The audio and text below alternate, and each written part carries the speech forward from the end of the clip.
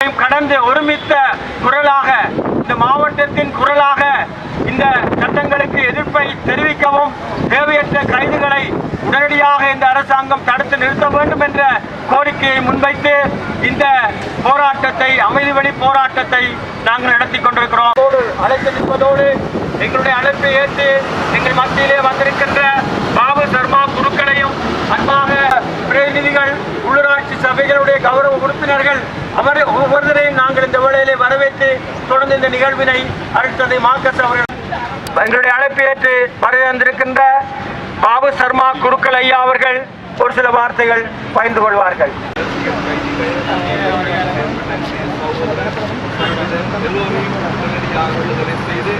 எல்லா மக்களும் இந்த மண்ணிலே சமமாக வாழும் என்ற அந்த உறுதியை நிலைநாட்ட வேண்டும் என்று மக்களுக்காகவே இந்த போராட்டத்திற்கு நாங்கள் இந்த வேளையிலே பெற்றுக்கொள்கிறோம். ஆகவே எங்களை அடிக்காமல் எங்களையும் இந்த நாட்டு மக்களாக இந்த இடத்திலே போர்க்களத்திலே சொல்லி வைக்க விரும்புகிறோம். மாவட்ட நன்றிகளை தெரிவித்திருப்பதோடு அடுத்ததாக இடத்திலே ஒரு சில வார்த்தைகளை பகிர்ந்து கொள்ளுமாறு மன்னார் மாவட்ட சமூக பொருளாதார அமைப்பினுடைய இணைப்பாளர் திரு ஜான்சன் அவர்களை சட்டம் நீக்கப்பட வேண்டும் என்பதை ஒரே குரலில்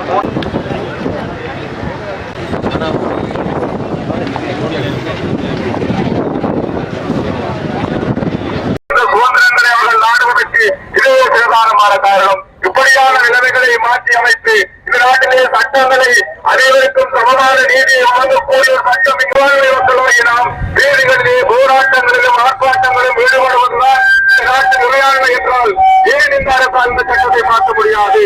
இந்த சட்டத்தை மாற்றுவதாக கிட்டத்தட்ட இப்ப 40 வருடங்களுக்கு முன்னர் உருவாக்கினோர்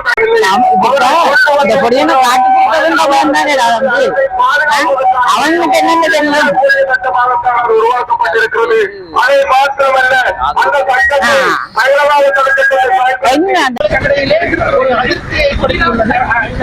அரசாங்கமானது ஆட்சிக்கு வருகின்ற பொழுது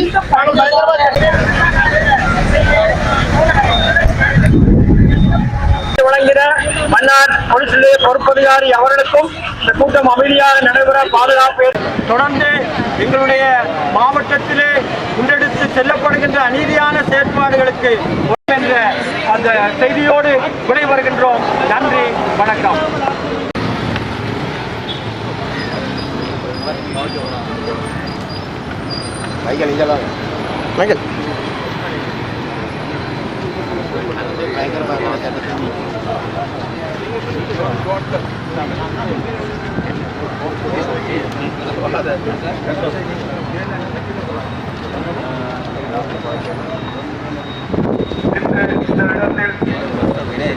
ஒரே குரலாகவும் ஒரே செய்தியாகவும் சொல்வதற்காக பயங்கரவாத தடை சட்டம் நாங்கள் வேண்டாம் என்ற ஒரே குரலில் சொல்வதற்காகவும் நீண்ட காலமாக எமது இளைஞர்கள் இந்த பயங்கரவாத தடை சட்டத்தினால் பல்வேறு நுட்பங்களை அனுபவித்துக் கொண்டிருக்கின்றார்கள். இன்றைக்கு யுத்தத்தை நாங்கள் எடுத்துக்கொண்டோமானால் எங்களுடைய மக்கள் தங்களுடைய வாழ்க்கையை துளைத்திருக்கின்றார்கள். தங்களுடைய சுய கௌரவ தங்களுடைய உடைமைகளை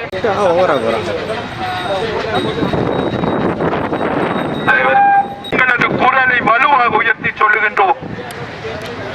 இந்த அரச படைகளின் அட்டூழியங்களினால் இந்த எங்களுடைய அப்பாவி இளைஞர் ஜோதிகள் இந்த சிறைவாசம் இதில் பயங்கரவாத தடை சட்டம் எங்கள் இந்த சமூகத்துக்கு தேவையில்லை என்பதையும் 1979ஆம் ஆண்டு தற்காலிகமாக கொண்டு வரப்பட்டு 1982இல் இந்த தற்காலிக சட்டமாக கொண்ட இந்த பயங்கரவாத தடை சட்டம் இன்று வரைக்கும் இந்த எங்களுடைய வடகிழக்கு மற்றும் தமிழ் முஸ்லிம் சிங்கள மக்களுக்கும் இது ஒரு பேரிடியாகவும் ஆபத்தாகவும் காணப்படுகின்றது. மக்களை வீணாக தடுப்பு காவலில் வைத்து அவர்கள் துன்புறுத்தப்பட்டு மற்றும் அவர்கள் தங்களுடைய வாழ்க்கையை தொலைத்து நோயாளிகளாக ஆக்கப்பட்டது மட்டுமல்லாமல் நிறைய பேர் உயிரையும் மாய்த்திருக்கின்றார்கள். இருந்த போதிலும் இந்த நாட்டிலே வருகின்ற ஒவ்வொரு அரசும் புதிய புதிய பயங்கரவாத CPA, PTA, AGA என்ற வகையிலே புதிய புதிய சட்டங்களை இங்கே கொண்டு வருவதன் மூலம் இங்கே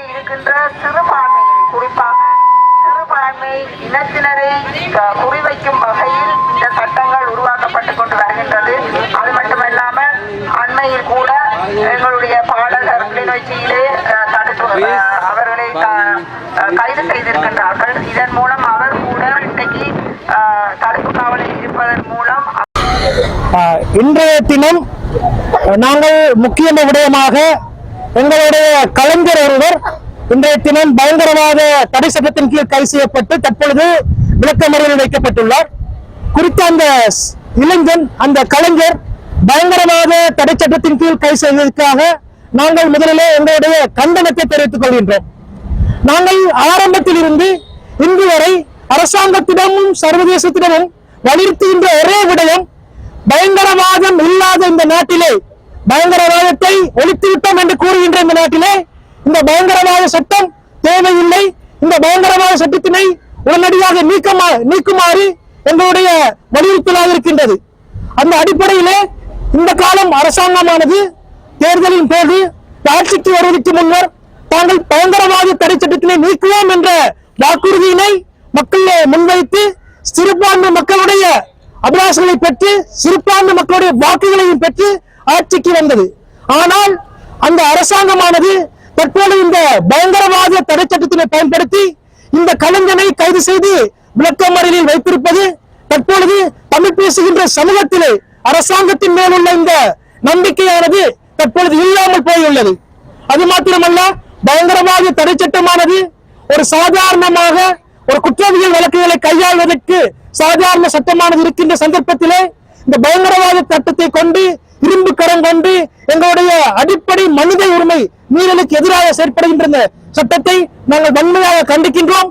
அந்த சட்டம் எங்களுக்கு ஏன் தேவையில்லை என்று சொன்னதற்கு ஒரு உதாரணம் தான் தற்போது இந்த சங்கீதனின் கைது இந்த பயங்கரவாத சட்டத்திலே எங்களுடைய கருத்து சுதந்திரத்தை பறிக்கின்ற ஒரு சட்டமாக காணப்படுகின்றது.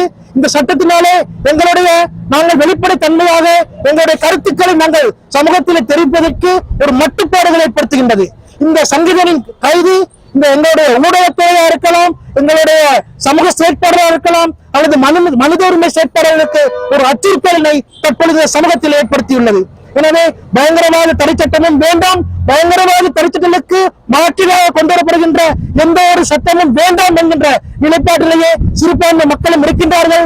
அதே போல எங்களுடைய தென்பகுதியை சேர்ந்த இளைஞர்களும் இருக்கின்றார்கள் என்ற விடயத்தினை நான் ஆணித்தரமாக கூறிக்கொள்வதோடு உடனடியாக இந்த பயங்கரவாத தடை சட்டத்தை நீக்குவதற்கு அரசாங்கம் நடவடிக்கை எடுக்க வேண்டும்.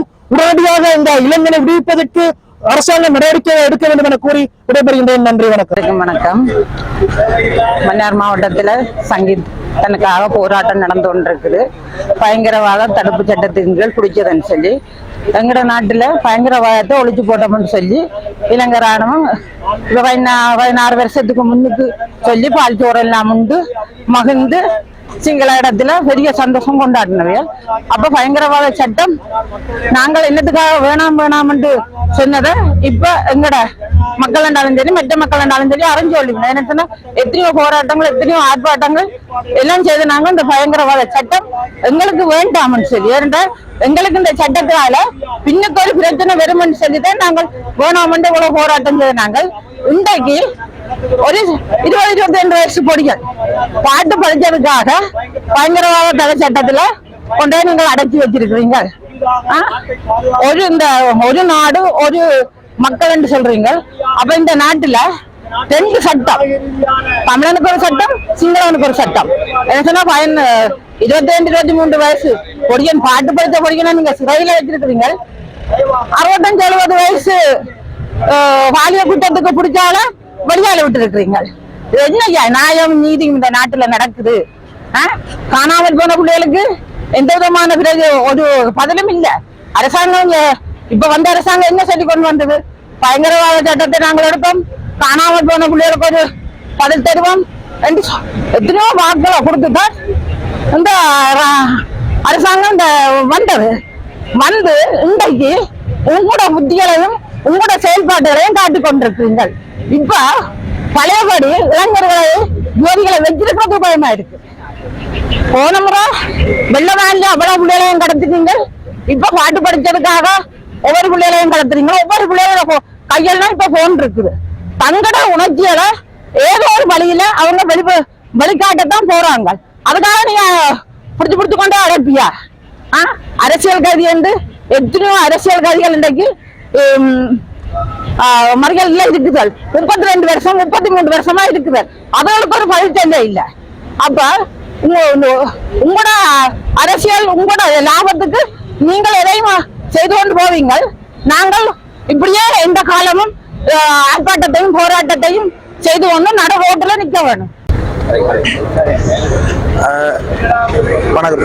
இன்றைய நாள் மன்னார் மாவட்டத்தில் உள்ள அரச கட்சிகள், பொது அமைப்புகள், தனியார் தொண்டு நிறுவனங்கள் எல்லாரும் பொதுமக்கள் சார்பாக இந்த பயங்கரவாத அடித்தளத்துக்கு எதிராகவும் அண்மையில் கைது செய்யப்பட்ட பாடகரின் விடுதலை வலியுறுத்தியும் நம்மால் ஒரு அமைதிவழி போராட்டம் முன்னெடுக்கப்பட்டுள்ளது. நாட்டில் தெற்கில் ஒரு நியாயமும் வடக்கில் ஒரு நியாயமும் அரசு செயல்படுவதை கண்டித்தும், அதே நேரம் ஆட்சிக்கு வரும்பொழுது ஒரு வார்த்தை பயங்கரவாத நீக்குவோம் என்று சொல்லி வந்த அரசு அண்மையில் நேற்றைய தினம் கூட இன்னும் ஒரு மாதம் நிறுத்திருக்கிறாங்க. அதே நேரம் அவங்க ஆட்சிக்கு வரைக்குள்ள எங்கட மேதவுக்கு உருவச்சில வைப்பன், மேதவோட ராஜதந்திர பேர்ல துறைமுகம் அமைப்புன்னு சொல்லி தமிழ் மக்கள் அடிமனதில் உள்ள அபிலாசைகளை தூண்டி விட்டு அவங்களுக்கு உரிய நம்பிக்கையா கொடுக்கற பொய்களை சொல்லி ஆட்சிக்கு வந்து போட்டு இப்ப அதை சொல்லி பாடினாலே அவங்களோட வசனங்களை எடுத்தால கைசுற அளவுக்கு வந்துருக்குது. வன்மையா நாங்க கண்டிக்கிறோம். இப்ப உண்மையா சாதாரண ஒரு பொதுமக்கள் கடையில போய் ஒரு புலி என்று சொல்லி கேட்டுன்ற ஒரு பயமான ஒரு நிலையா கிடைக்குது. அதுல பாதிக்கப்பட்ட வசனங்களை பாத்தீங்கன்னா புலி ஒன்று வசனம் வந்திருந்தது, மாவீர ஒன்று வசனம் வந்திருந்தது, தமிழில முண்டு வந்திருந்தது. மூணுமே தடை செய்யப்பட்ட வசனமா என்றதான் எங்களுக்கு ஒரு கேள்விக்குறியா இருக்கு. காலப்போக்குல போற போக பார்த்தா எங்களுக்கு பயமா கிடக்குது. தமிழ் மக்கள் தங்களோட பிள்ளைகளுக்கு தமிழ் பேர் வைக்கிற கூட ஒரு சட்டமா பயமா வந்துட்டு போடாது. அதுக்கும் பயங்கரவாத அடிச்சத்தை போட்டு அணக்குவாங்க பயமா இருக்குது. இன்றைக்கு சங்கேனுக்கு நடந்தது நாளைக்கு எங்களுக்கு நடக்கலாம்ன்றதை விழித்து கொண்டு அந்த அநீதி தொடரக்கூடாது என்ற ஒரே ஒரு காரணத்துக்காக இதை நாங்கள் மக்கள் எல்லாரும் சேர்ந்து போராட வந்திருக்கிறோம்.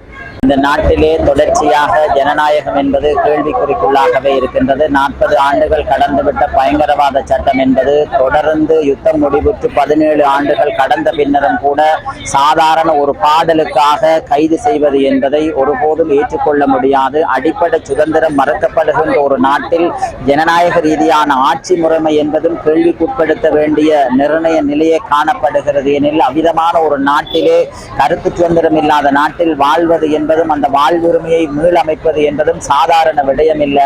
ஆகவே இவ்வாறான அரச பயங்கரவாத சிந்தனையுடைய அல்லது அரச பயங்கரவாத நோக்கத்தை நிறைவேற்றக்கூடிய பயங்கரவாத தடை சட்டம் இருக்கும் வரைக்கும் தமிழர்களினுடைய சுயாதீனமான சுதந்திரமான வாழ்வுரிமை என்பது எப்பொழுதும் கேள்விக்குள்ளாக்கப்பட்டு கொண்டே இருக்கும். ஆகவே இவ்வாறான அடிப்படை உரித்தில்லாத சட்டம் நீக்கப்பட வேண்டியதே அவசியமாகும்.